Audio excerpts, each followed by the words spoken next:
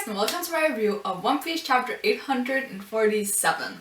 I really kind of want to do this under 20 minutes, so let's see how well I do on that, because, I don't know, I just keep talking forever. Let's start with, like, all the small things. So let's start with Chopper and Carrot, because honestly, I'm not entirely sure where that storyline is going. Because we see that Brûlé has captured them, but Chopper is able to escape whenever he wants to, and he does seem to have some sort of plan because he has a line that says, "We managed to get this far," which means that for some reason this is kind of what they planned all along, and Carrot's like cry of "oh my god, I'm being a nuisance" is kind of fake.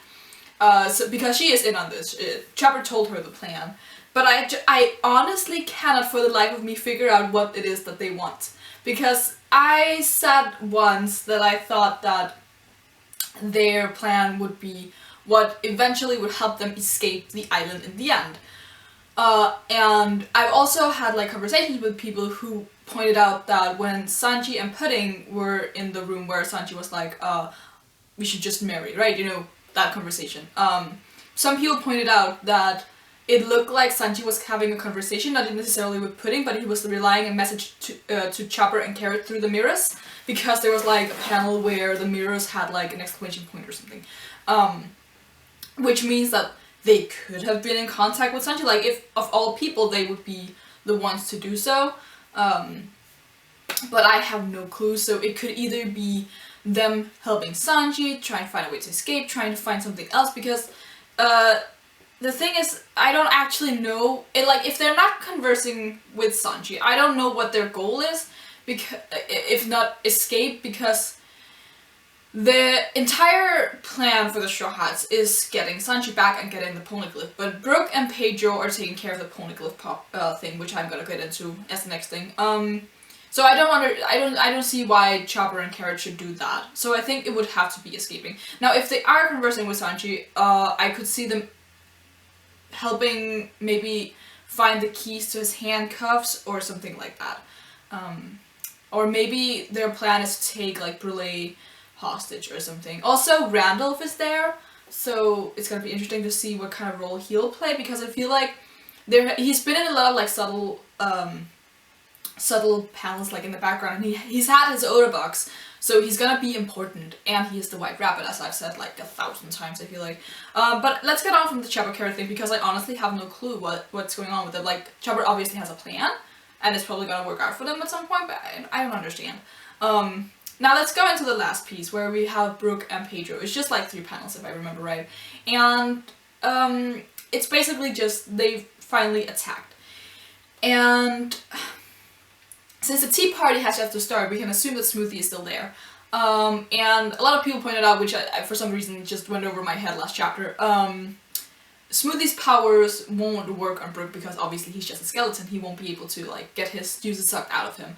But the thing is, Brook seems to be going for an attack that is like taking advantage of the fact that Pedro is taking all the attention. Now, we don't actually see who goes after Pedro, so they could just have sent like a bunch of dudes after Pedro so that he just takes away like all the fluff, and Brook then goes in to take whoever is still in the room, which would then it'd be really fun if it was Smoothie, because 1, I really want to see Brook fight. 2, I want to see Smoothie fight. 3, it'd be really fun for Brook, who's like a gentleman like Sanji, to fight a woman, because Oda doesn't really do that. It's generally... although Brook did take out Giola, or whatever her name was, but I feel like that wasn't like a proper fight, because it was just like one take on her. But I'd really love to see that. I would love to see Smoothie fight, also because it'd be interesting to see, like, you have this girl who has this power of like taking the juice out of people, but she must have other things as well, because otherwise she wouldn't be one of the sweet commanders and have a bouncy that high, and her then fighting Brook would be really fun. So I want to see that. But now let's move on to something else. Let's take Sanji, because that's short as well. So Sanji has 2 panels for himself where he's basically sitting by a window, just like silently praying that the Straw Hats won't do anything rash, because they usually do. And whether or not you think that Sanji is up to something, this works like well with either, like because if he is actually planning on marrying Pudding, leaving the Straw Hats, it would make sense for him to not want them to do anything because then his deal with Big Mom still holds. And if he is planning something, it would also make sense for Sanji not to want them to do anything rash because it could mess up his plan. Now, of course, I am for he's up to something, but I can definitely see that he's not. And I'm actually gonna talk a little bit more about that in the end of this review, I feel like, because there's something like I want to point out, but it's gonna, yeah, I'm gonna put that in the end of my review. Now, let's talk about the conversation between Big Mom and Luffy. A lot of things happen there. Let's talk first about the children of Big Mom, because we have Peros who's there, which is interesting because he's the first son, and the first time we met him was when Caesar was there, so I feel like, for some reason I feel like we're gonna see Caesar real soon, also for other reasons. I'm gonna talk about the giant thing in a bit. We also have a few other people, like we have the whipped cream guy, we have Demon Girl, we have probably someone else that I'm forgetting, and then we have a girl in the background with like really long arms and like a bunch of joint points. So yeah, I don't know what's up with that character. Someone said that she was in the Enraged Army, I think, a few chapters ago. Need to look into that, I guess, but it's interesting that we keep seeing like these characters, because that just means that Oda has so many ideas for all these people. But getting into the conversation, we have, I think I'm gonna skip a little bit for just like a little second here. We have Luffy re-challenging Big Mom, because Big Mom says that if they just like let Sanji get married and then just don't do anything about it, she'll let them leave. And because they were so generous to give her the Tamatabaco, it's fine because that's a national treasure, and she's so excited by this box because it's so valuable. Of course there's a bomb, but I mean, there's the issue of whether or not the bomb will go off, as they said back on Fishman Island, but it probably will. And if not, they'll be able to see that there was a bomb, and either way it's gonna be a huge fuss. Because she's apparently going to open this box at the wedding. Was it at the wedding? Before the wedding? Like, at some point she'll probably open it before they get married and stuff will happen. But Luffy does re-challenge her because he's like, well, if you are not gonna take me up in the challenge because you got that tomato buckle, I'm just gonna challenge you again and then kick your ass because I want to get Sanji back. And I mean, I still want there to be some sort of alliance / friendship by the end of the day, but I mean, Luffy just phew! And this is one of the things that I really like about One Piece. I don't know if I've said this before, and this is actually not like my words, this is something that was explained to me, but one of the really great things about One Piece is that you can kind of guess what's gonna happen in the long run. Like, we can all like kind of agree on what's gonna happen. In the end, we'll have Luffy, he'll be the Pirate King, and there'll be some sort of big war. Whether you think that would happen before or after Pirate King, that doesn't matter. At the end of the day, that's what we all agree on. But you can't really figure out what will happen from chapter to chapter. It's just like such a big surprise. I just think that's masterly writing, because that means that the ending you get, it won't be anything out of the blue, because we'll know that that's the point we're going to, but because we can't figure out what will happen every time we like turn a page, that's just so exciting to read. I just think that's amazing. Either way, now that Luffy has done this, we are in a very bad state because we have very few allies and potential allies. We have Jinbei the Sun Pirates, who of course are gonna side with Luffy whenever the war breaks out. But we also have Capone, who's definitely just gonna fight for himself. We have the Beansmokes, who are gonna fight for themselves. Big Mom, who's gonna fight for herself, or like their crew. We have Caesar, who's probably gonna end up taking the Straw Hats side, because I feel like he knows that if he takes anyone else's, he'll be killed. He could potentially be persuaded to join the Beansmokes, but I don't think he will, just because Judge used to work with Vegapunk. So he'll probably side with the Straw Hats, and of course there's still the gigantification thing that I'm gonna talk about. And just lastly about Luffy, because he does say that, well, if it is, you can just come here and we can fight now and I'll beat your ass. Luffy just no. I mean, the thing is, even if Luffy had been at full power, I could have given him the benefit of the doubt and said, okay, you might actually win this fight. Might. Emphasis on might, because I don't know if he's quite there yet. I still think he needs like 1 or 2 steps before he's actually able to defeat a Yonko.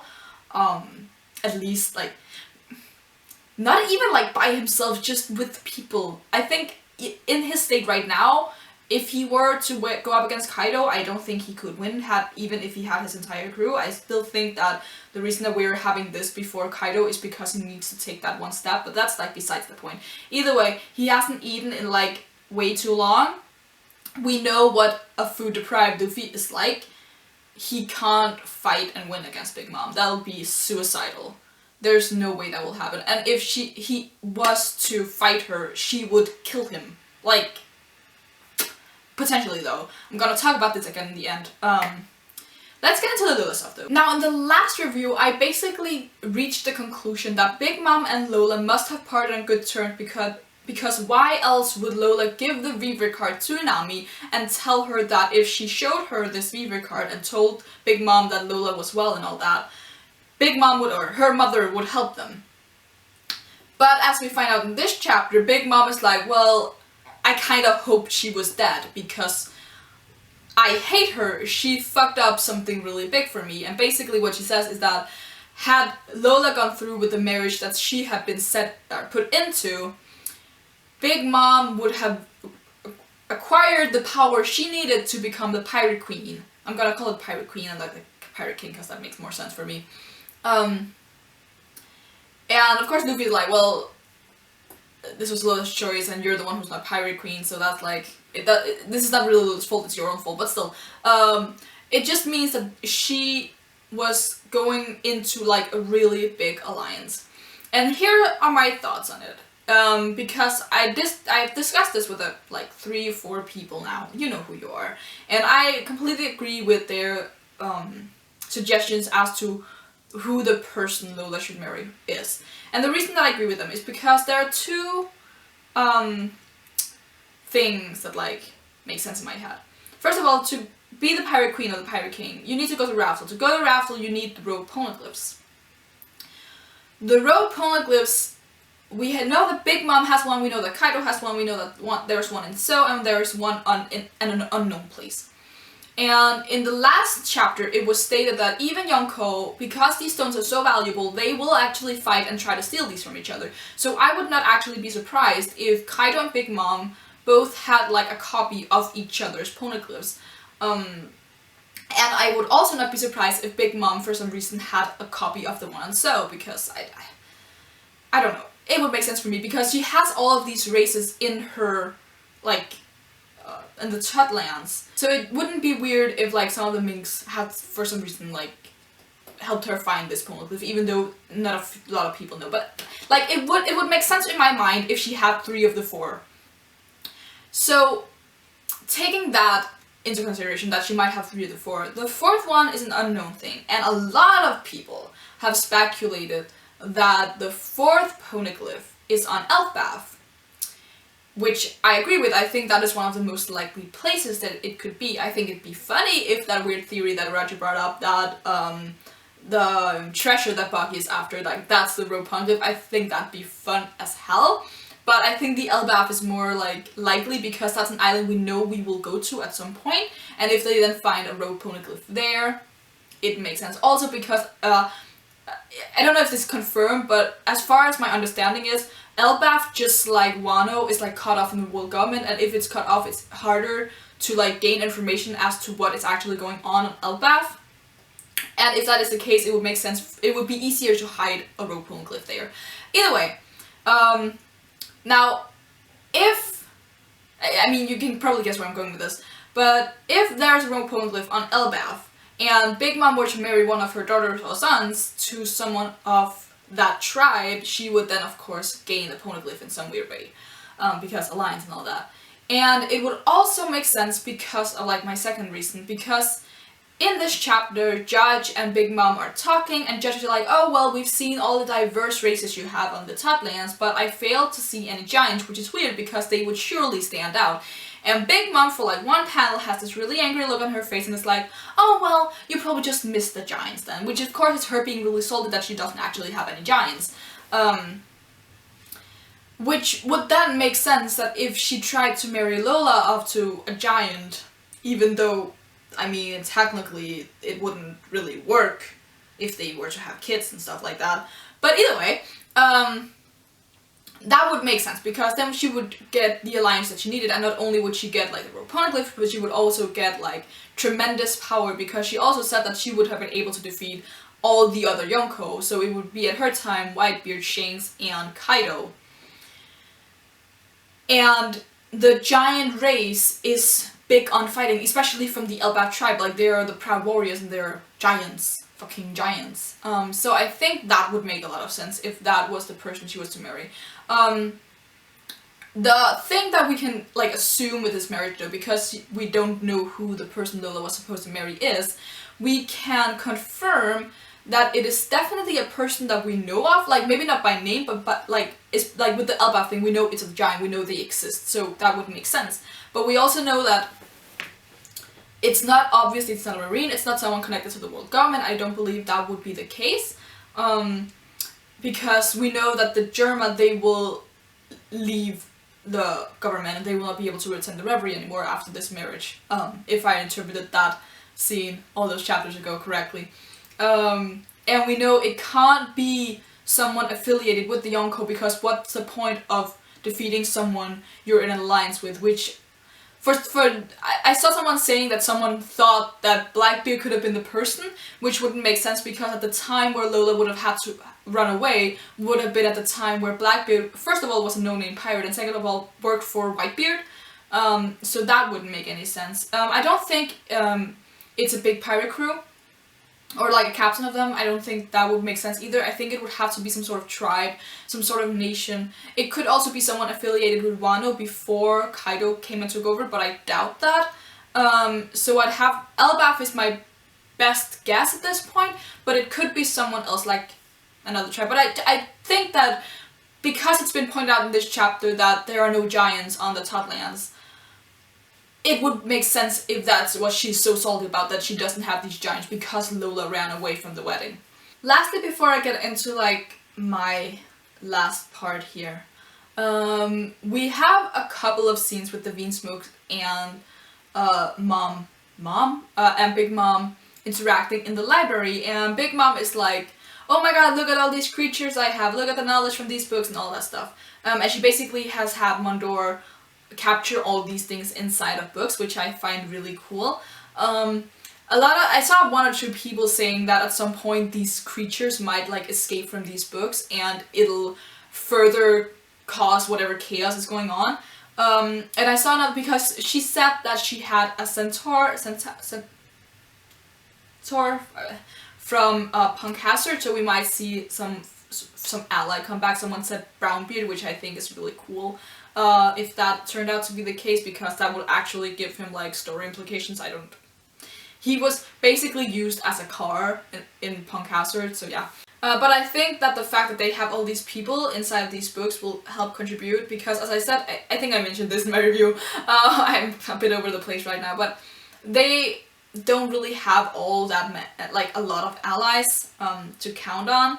As I must have said this, Jinbei and the Sun Pirates are a guaranteed for them, but because like the book that they're in right now is like a prison book, so if they help people escape from that book, those people would probably help them fight, because that would help them out, right? And if she has like a lot of weird beasts and stuff like that, and also Chopper can speak to animals, so like it will all work out in the end, because then they would have a lot of like mismatched allies, which is kind of what Luffy's all about. Now I kind of want to go to my last part of the review, which I don't know if it has all too much to do with this chapter, but I kept thinking about it when I reread this chapter for like the 5th time. Because if you've been following my channel for a while now, and following me for some time, just know where I stand on different things. I've said 1,000 times, this arc is all about not being able to trust what you can see. And if we take everything at face value, we have a Sanji who has given up hope and is basically just like, well, whatever, let me just marry this girl and then we can have the Straw Hats. We have Pudding who's willing to do what her mother says, marry Sanji. She's very nice, like she will go along with the marriage, and because she's a sweet, nice girl, she will make sure that even though Sanji isn't, like, this isn't his first choice, she will make sure that this marriage won't end up being such a bad deal for him.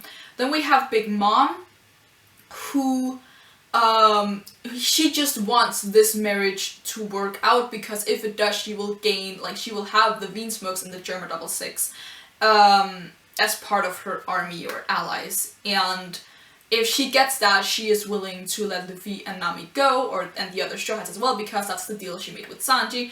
Judge is pretty much the same. Again, if we take it at face value, we can assume that he just wants this marriage to work out, and the Vinsmokes have no hidden motive whatsoever. Reiju, who I also have my questions about, like, she's just there. The problem with Reiju is that we actually don't know much about her, because she's nice to Sanji and all of that, and she was in their childhood as well, but she has also just stated that she won't actually help him. Like, the extent of her help is, like, bandaging him and, like, giving him the face mask.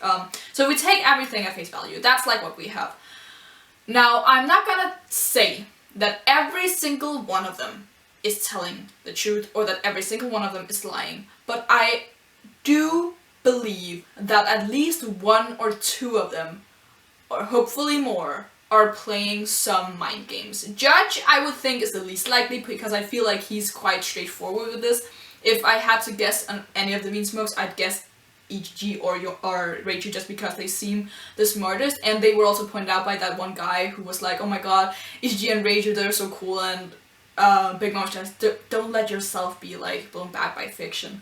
But I think it was interesting that he pointed those two out, because those are the ones that are, like, most mysterious and seem to be thinking the most, because while Reiju seems to have gotten more screen time, I feel like we still don't really know her, because we have no clue where she stands on anything, unlike with Nichi and Yunji, who are quite open with their feelings, and then Ichiji hasn't really got any screen time at all. Like, if you think about it, Ichiji has just, he's been there, he said some things, but nothing that's like, that gives away who he is as a person.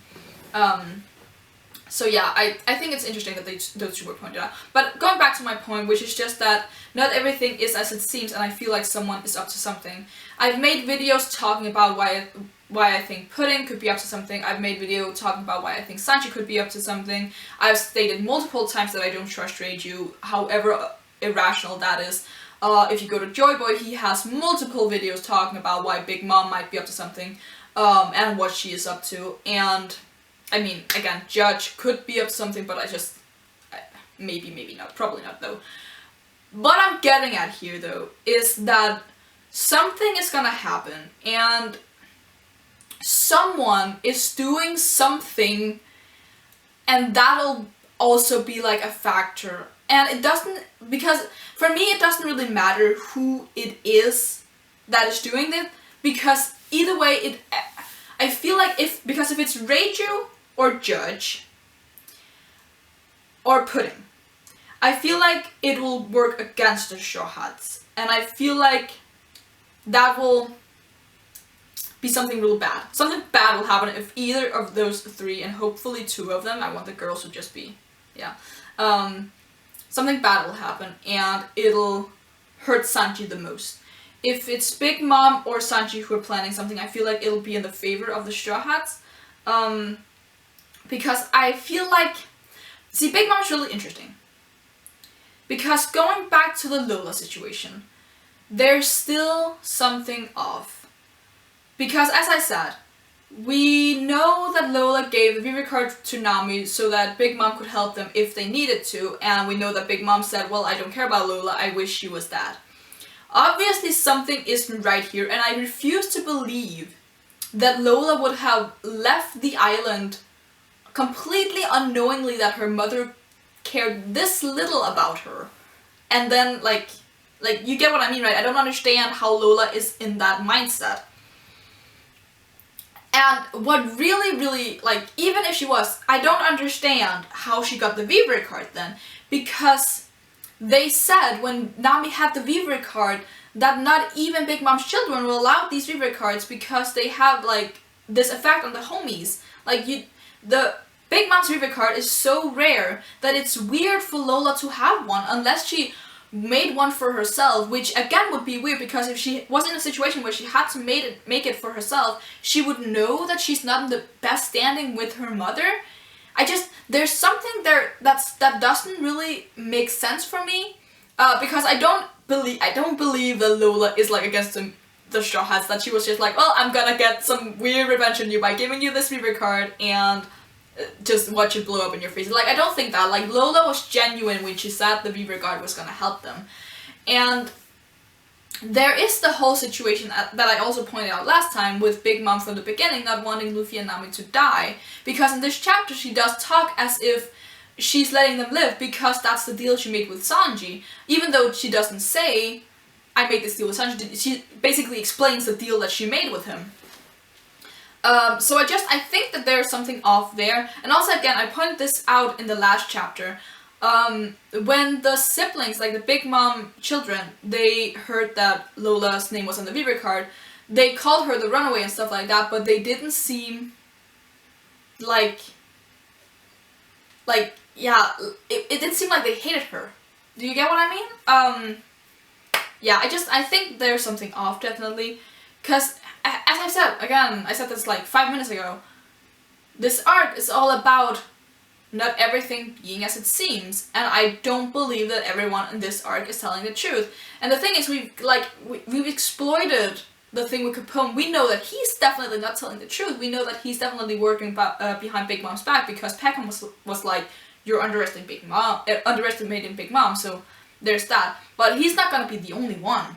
Anyway, I think I forgot something. I just really can't remember what that one thought I had was. So, whatever it is that I just skipped, if you want to talk about that, or you just feel like I missed something really important, or you have an idea, feel free to leave all those thoughts in the comments below, because I really want to hear your guys' opinion on this chapter, because as amazing as it was, I'm just completely, like, I have no idea what's gonna happen next. Like, I have zero clue, which is what makes One Piece so interesting, because the story could go in so many different ways. But yeah, let's end this here. If you like anything that I have to say, please leave a thumbs up on the video. And as I said, you can leave in the comments below all your thoughts. And if you want to see more of me, you can subscribe. And until next time, bye!